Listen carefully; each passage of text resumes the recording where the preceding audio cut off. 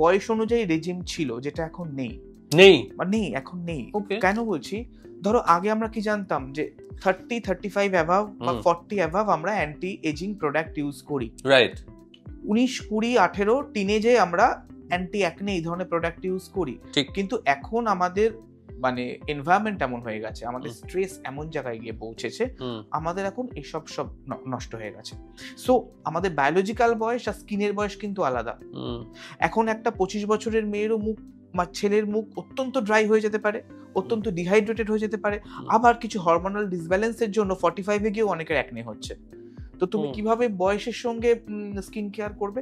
তোমার স্কিনের বয়স যেটা, তোমার স্কিন কি ডিমান্ড করছে সেইভাবে তোমাকে স্কিন কেয়ারটা করতে হবে।